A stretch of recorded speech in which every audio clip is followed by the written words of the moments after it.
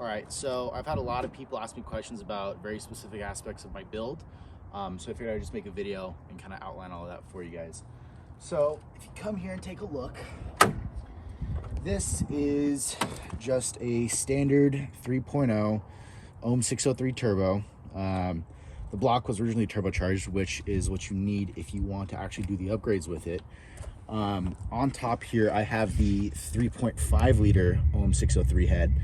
Still this 3.0 block, but it has a 3.5 head, which is stronger and it handles more heat, more pressure, more horsepower overall. And then right here, I just got a standard Holset HX35W turbo. A lot of the knickknacks and parts for the turbo or mounting or just other, or oil line 2, I got from Ben's Force. I'll link that down in the video below. But real quick, here's the solenoid. Only Holsets have this that I know of, and it's really helpful because if you follow this pressure or vacuum line, I don't know, you follow it over here. I zip tied it above the radiator. It comes over here to this boost controller, which if you can see, I can screw it in. Yeah, I can screw it in to increase boost and how quick the turbo spools, or I can unscrew it all the way to make the turbos weak and coming in as late as possible. And I just wrapped that up and around and drilled into the manifold here. Also, you guys can use the stock manifold. There's no issues with that. I haven't found any issues. A lot of people will say, oh, well, you have to chop all this off and have the intercooler inlet piping go at more of an angle so that it'll go back to cylinder number 6. I've never had an issue. Everyone says it's going to overheat. Never has. What I do for overheating, I don't have it right now, but I normally have the auxiliary fan on 24/7, and then I put coolant additive in the reservoir here, like race additive or whatever, and then I just replace the fan clutch and everything runs fine. Also, take out your thermostat if you live in like drier, warmer heat.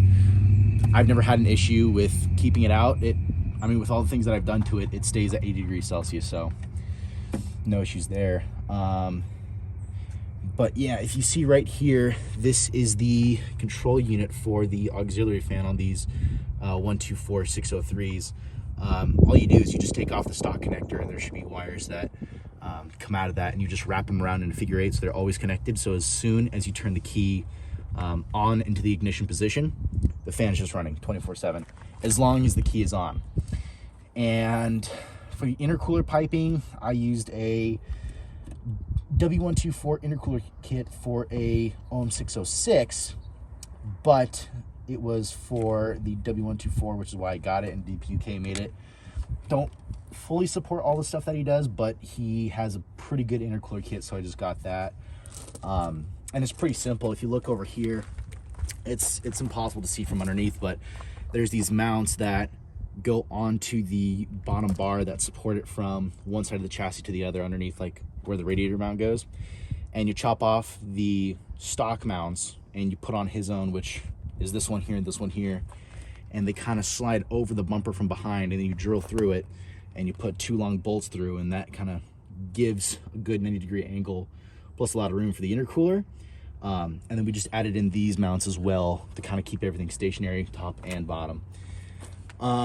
This is an overall pretty simple build. I got my rebuilt pump from the previous owner, actually, and he got it from this guy called Dieselmankin.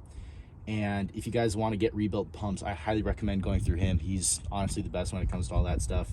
And if you're in the US, go to Ben's Force. If you just Google that, it should come up. And that guy works with Dieselmankin, and Dieselmankin's in Finland.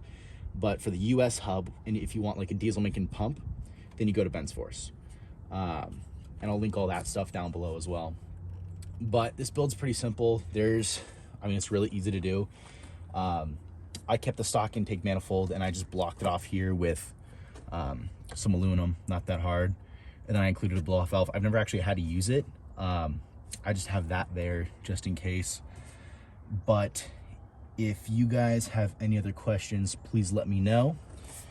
But without further ado, I'll start it up for you.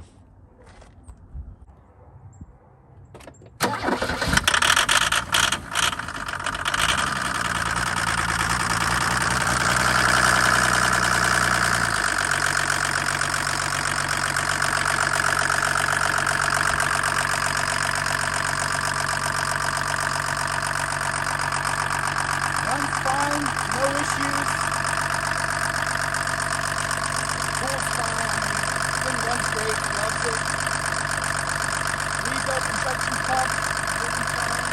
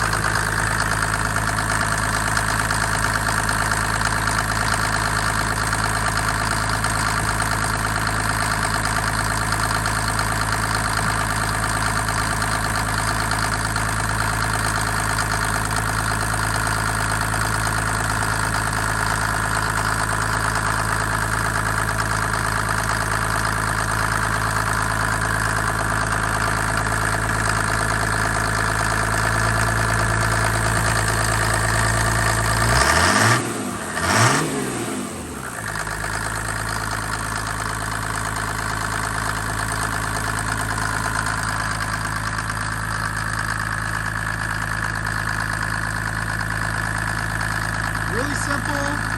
Everything besides the upgrades that I showed you, still stock. Everything's stock. Also, for all this, I added well, not me, but the guy before me added a lift pump here. It's pretty simple. We ran it to the back. It's right in front of the fuel tank, right in front of the left rear tire. And it's simple. I don't know if you can hear it, but just an auxiliary fuel pump, because the stock fuel pump, I think if you get it from Diesel Macon, won't be able to suck enough fuel, so you need an auxiliary one. But I'll just show you revving it here real quick. It's pretty easy. That's just barely tapping it. I don't want to take it too high. I don't want to piss off the neighbors or anything. But as you can see, I've been letting it idle for a while, and it really does not get warm at all. Pretty nice. I haven't had any issues with overheating. It stays warm. Also, don't worry about this. I have to reconnect the fuel setting unit, but it stays cool. I don't have any issues with it. If you run that intercooler and some coolant additive, it really likes it. And it's punchy. Also, make sure that you get all the right parts to actually get the good performance. You know, Kangaroo manifold, exhaust manifold for the OM 603, and then Diesel Macon injection pump and Holstead HX35 turbo, and you're going to be very, very, very well off. And then, you know, if you ever want to shut it off, I just cut aux fuel and just shut off the ignition. That easy.